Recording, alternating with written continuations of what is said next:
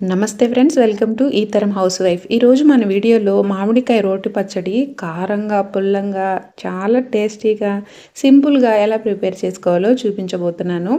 చేయడం కూడా చాలా ఈజీ అండి. ఇదైతే నిల్వ పచ్చడి కాదు, ఇన్స్టెంట్గా చేసుకునే రోటి పచ్చడి అనమాట.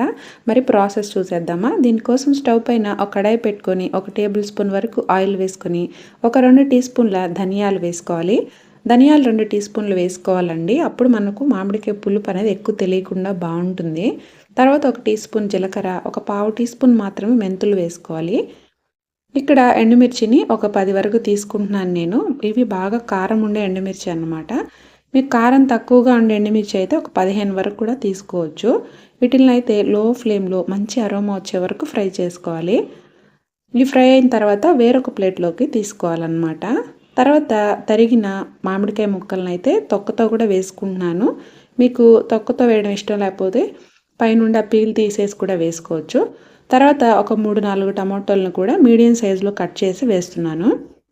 ఇప్పుడు ఇందులో రుచికి సరిపడా ఉప్పు వేసి ఒక 2-3 నిమిషాల పాటు కలిపి లో ఫ్లేమ్లో ముక్కలు మెత్తబడే వరకు ఉడికించుకోవాలి. ఎక్కడ వాటర్ యాడ్ చేయట్లేదండి. ఈ పచ్చడి అయితే మనకు 1 వీక్ వరకు నిల్వ ఉంటుంది. చూసారా, ఇలా మెత్తబడిన తర్వాత చల్లారనివ్వాలన్నమాట. తర్వాత మిక్సీ జార్ తీసుకొని మనం ముందుగా ఫ్రై చేసి పక్కన పెట్టుకున్నాం కదా ఎండుమిర్చి, ధనియాలు, వీటిల్ని అయితే మిక్సీ జార్లో వేసుకొని కోర్సుగా గ్రైండ్ చేసుకోవాలి. రోలు ఉన్నట్లయితే రోట్లో కూడా దంచుకోవచ్చండి. మిక్సీ జార్లో కూడా సేమ్ రోటి పచ్చడి ఎలా ఉంటుందో అలాగే చేసుకోవడానికి టిప్స్ అన్నమాట. ఇలా కోర్సుగా గ్రైండ్ చేసుకోవాలి. చూసారా, ఇలాగనమాట.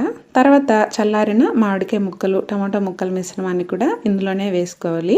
వేసుకొని ఒక 2-3 పల్సెస్ వచ్చే వరకు మిక్సీ జార్లో మరీ మెత్తగా గ్రైండ్ చేయకుండా అలా పల్స్ ఇచ్చి వదిలేయాలన్నమాట. ఒక 2-3 సార్లు. అంటే మామిడికాయలు మరీ మెత్తగా అయిపోకూడదు, కాస్త బరకగానే ఉండాలి. అప్పుడే మనకు తినేటప్పుడు మామిడికాయ ముక్కలు తగులుతూ ఉంటుంది, టేస్ట్ చాలా బాగుంటుందన్నమాట.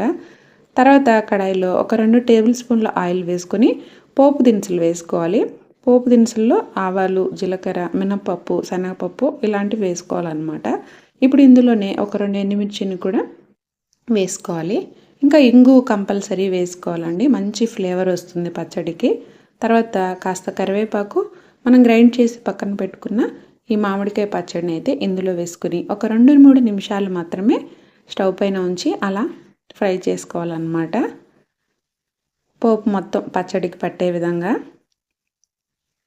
చాలా కమ్మగా ఉంటుందండి, చేయడం కూడా చాలా ఈజీ. ఈ రెసిపీ మీకు నచ్చిందని అనుకుంటున్నాను. నచ్చినట్లయితే మన ఛానల్కి ఒక్క లైక్ ఇవ్వండి ఫ్రెండ్స్.